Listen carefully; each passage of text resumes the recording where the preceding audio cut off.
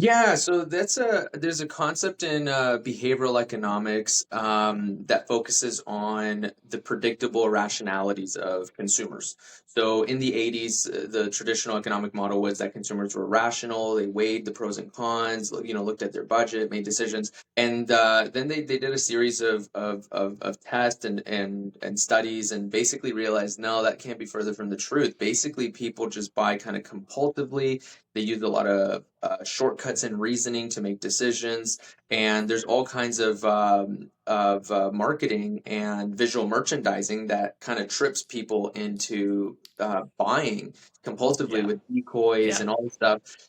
There's and credit card companies know this. That's why it's one of the most lucrative products out there are credit cards. But they're Okay. free. But what happens is 80% of the time people get stuck with credit card balances. And that's because credit card companies are using that human psychology, behavioral economics to their advantage, knowing that if we give people free credit and we give a 20-day grace period, they're going to estimate how much money they're making, and they're going to land Yeah. themselves in a balance Yeah. 80% of the time. And that's the research, and that is what we find. So you can take that research and flip it to your advantage and say, okay, knowing that, can I build a system while in turtle brain, so rational thinking brain, which is the slower part, and where we basically only think that way for 10% of the time, and we can actually sit down and kind of work through problems so that when we're in the other mode of thinking, rabbit brain, 90% of the time, we can't really mess things up.